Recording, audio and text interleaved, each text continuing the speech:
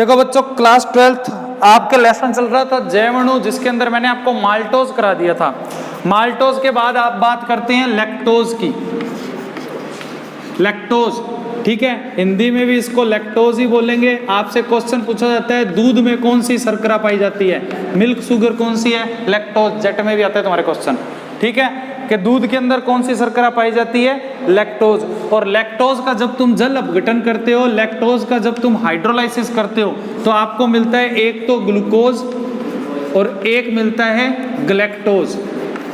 एक तो मिलता है ग्लूकोज और एक मिलता है ग्लैक्टोज। आपसे ये पूछा जाता है कि कौन सा ग्लूकोज है और कौन सा ग्लैक्टोज है, क्योंकि ग्लूकोज होते हैं 2 टाइप के और ग्लैक्टोज भी होते हैं 2 टाइप के। ग्लूकोज 2 टाइप के कौन से होते हैं, अल्फा और बीटा। ग्लैक्टोज भी 2 टाइप के होते हैं, अल्फा और बीटा। ग्लूकोज मैंने कराया हुआ है तुम्हारे वाली वीडियो में भी, ग्लूकोज मैंने कराया हुआ है, ग्लैक्टोज मैंने बताया नहीं है, ठीक है। तो बता देते हैं क्या होता है। देखो, आपसे पूछे कि लैक्टोज का हाइड्रोलाइसिस करते हैं तो क्या मिलता है। लैक्टोज का हाइड्रोलाइसिस करने पे मिलता है बीटा ग्लूकोज और बीटा ग्लैक्टोज, ठीक है। आपसे इसकी स्ट्रक्चर पूछी जाएगी तो देखो, बीटा ग्लूकोज की स्ट्रक्चर आनी चाहिए हावर्थ स्ट्रक्चर।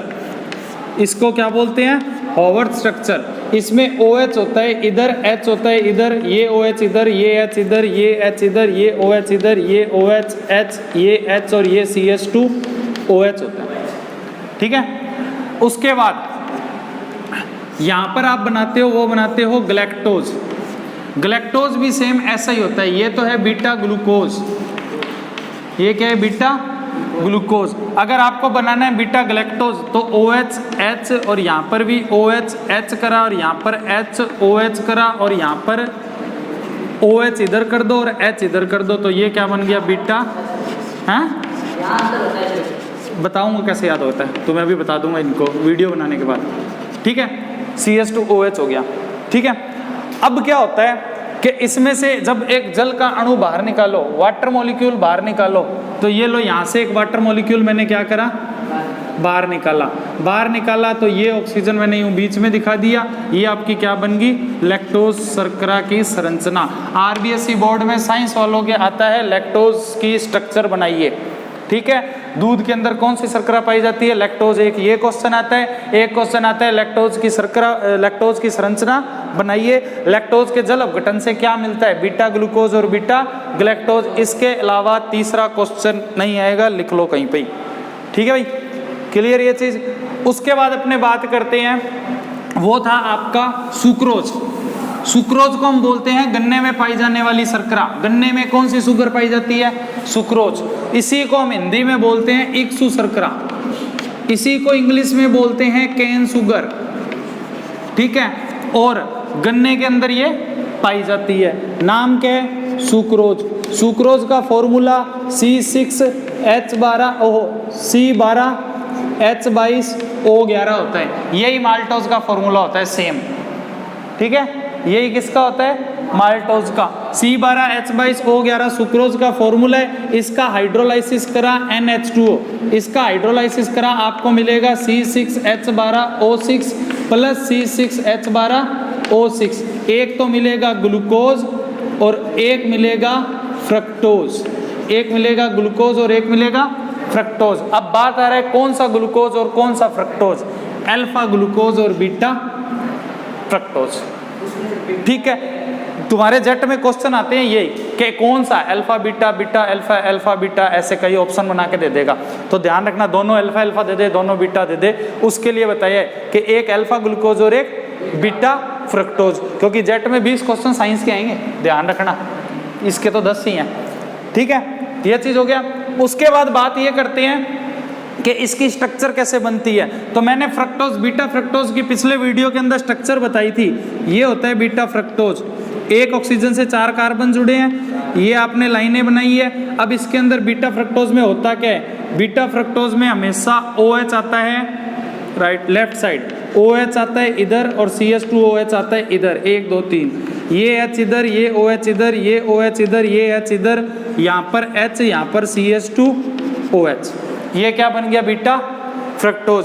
किताब के अंदर, साइंस की किताब के अंदर बीटा फ्रक्टोज ऐसे दिया हुआ है, बट नोट्स के अंदर मैंने इस संरचना को पलट के बताया हुआ है, स्ट्रक्चर को पलट के दिखाया है। पलटना कैसी है, पलटा क्यों है वो भी बताऊंगा, क्योंकि इसमें से एक वाटर मॉलिक्यूल बाहर निकालना है। इसको यहाँ से पकड़ो, दोनों साइड से एक H और एक CH2OH पकड़ो और इसको यूं घुमा दो। जब इसको यूं घुमाओगे तो ये कैसा बनेगा,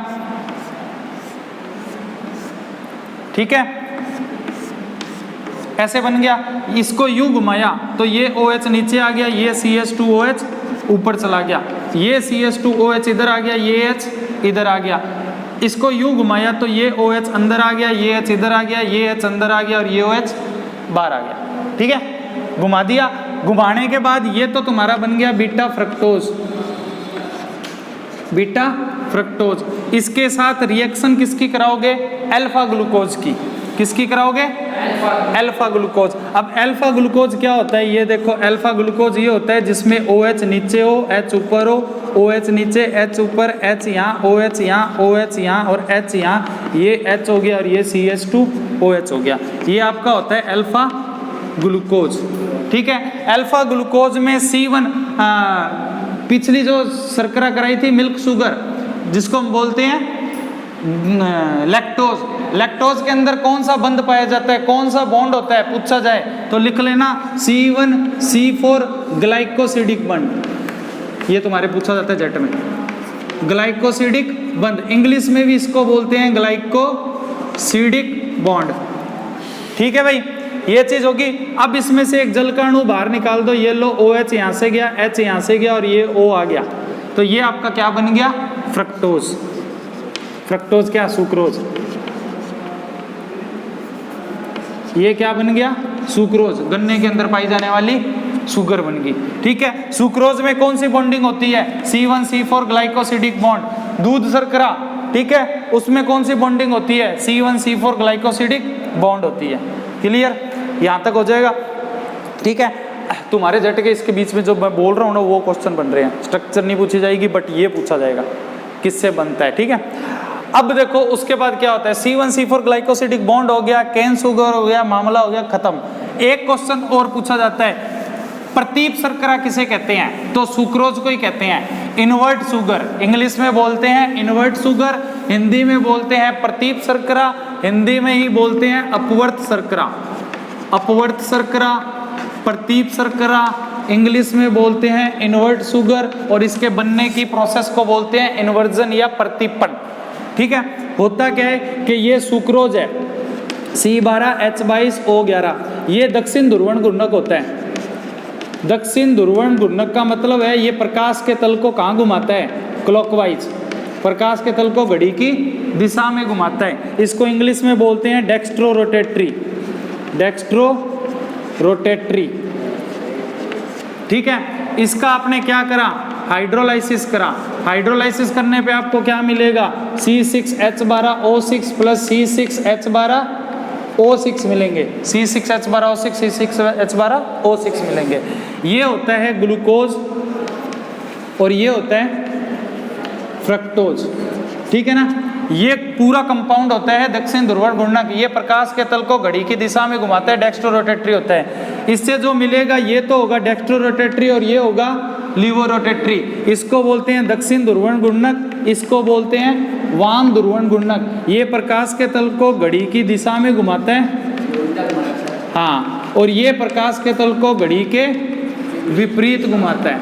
ये प्रकाश के तल को क्या करता है, घड़ी के विपरीत घुमाता है। इन दोनों को मिलाने पे जो मिक्सचर मिलता है वो क्या होता है, दक्षिण ध्रुवण घूर्णक होता है, ठीक है ना। इसकी वैल्यू होती है प्लस की 52.4 के आसपास और इसकी होती है माइनस की 92 पॉइंट कुछ के आसपास। डाटा एक बार बुक से चेक कर लेना बस, ठीक है। तो ये चीज होता है, इस प्रोसेस को मतलब दक्षिण ध्रुवण घूर्णक से दक्षिण और वाम बनना या दक्षिण और वाम से दक्षिण का बनना, ठीक है। मतलब डेक्स्ट्रो रोटेटरी से डेक्स्ट्रो और लीवो का बनना या डेक्स्ट्रो और लीवो से वापस डेक्स्ट्रो का बनना ही क्या कहलाता है, प्रतीपन, इन्वर्जन। इसी को बोलते हैं प्रतीप शर्करा, ठीक है भाई। 12th वालों, आज के वीडियो में सिर्फ इतनी चीज, 10 मिनट का वीडियो हो गया है। नेक्स्ट कराऊंगा आपको अगले वीडियो में।